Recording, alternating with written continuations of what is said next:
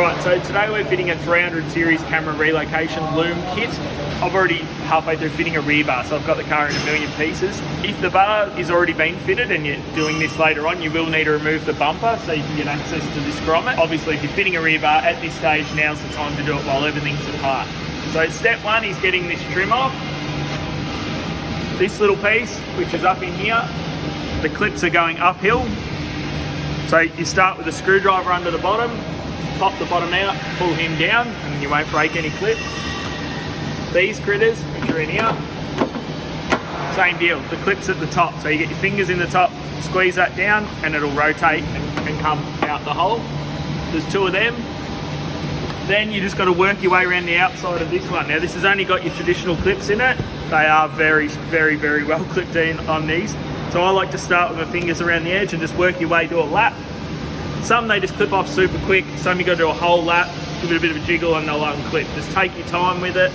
Obviously you don't want to crack the trim, and then he will unclip from there. This has got the interior light, the tail light part in it. I like to leave that piece there and get him off. The reason we're pulling that off is we need to get access to our camera. Now I've already put our camera in our bracket. Our camera, if you come around this side still, our camera is in this little thing here. So you've got two baby little screws. They're not Phillips head. They're actually a tiny, tiny Torx bit. They're very, very, very hard to see. So baby Torx bit, you can get them with a Phillips head if you need to, if you don't have a Torx bit. We need to take them out. You'll find that'll make your camera loose. However, it won't be able to fit out the front trim. So what you have to do is a 10mm bolt there, two here, 10mm socket, 6mm bolt, and another one here. If you undo them, you come around this side. With them undone, you can just flex the middle of the trim up enough to pull your camera out the hole. You'll be able to have him out. This is our camera bracket. This is going to pop rivet onto the end of the arm. We'll do that in the next step. But basically, he sits up in underneath like that, zip tie around him. He's nice and protected out of the weather, and he's going to rivet to the end of the arm like that.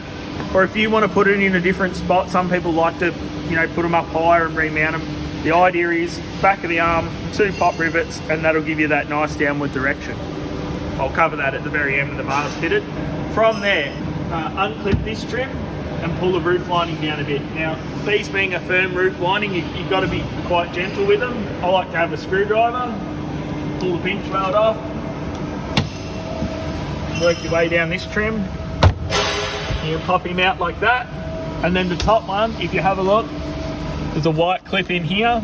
So rather than force the roof lining, you can get this up in here and pop the clip off and pull them both down together. Now you got to just be nice and gentle.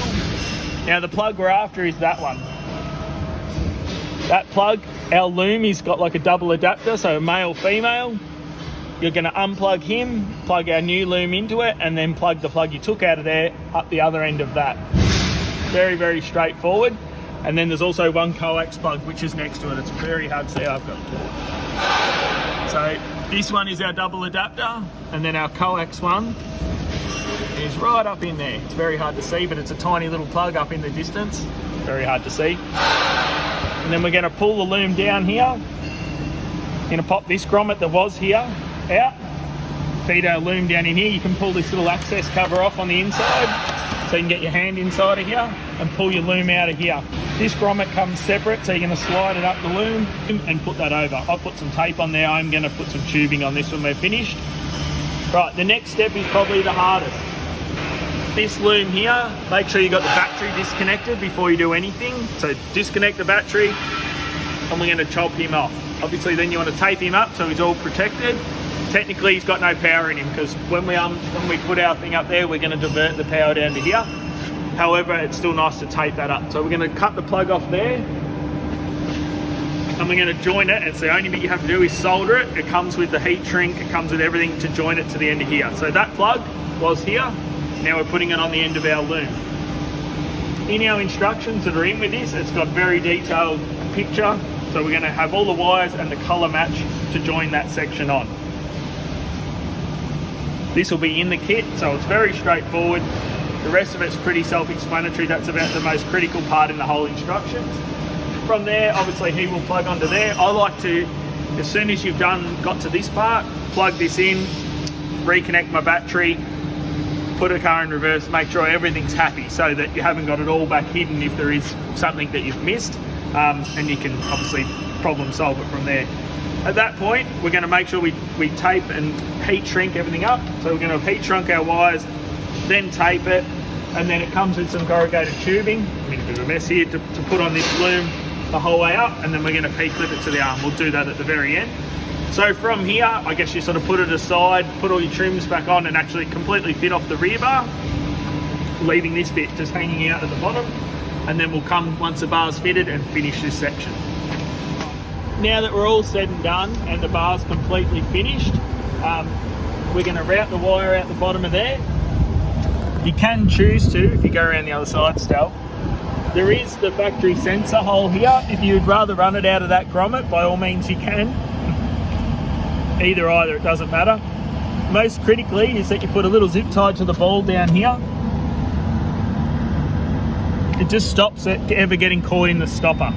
So, because the stopper around here, if it gets caught in there when this opens, it'll literally just cut the wire off like side cutters. So we like to just have that, not done up really loose, it's purely just when it hinges to keep it sitting there. One's obviously got other wires and stuff there as well. And then we're going to just P-clip it up the arm. Try and make it as neat as you can, nice and straight. This is my own one, so this is the first one. 2 pop rivets into there. I've actually drilled and tapped it and used button heads, but your normal one at home, you'll just use 2 pop rivets, and then your camera will sit like that. So when it's said and done, you'll have that nice downward angle, which is the same angle as what it was in the door. So as much as the view will have moved ever so slightly, the 360 camera still works very well in that spot. Once that's done, obviously check it all works, make sure your battery terminals are tight, and that's a finished product.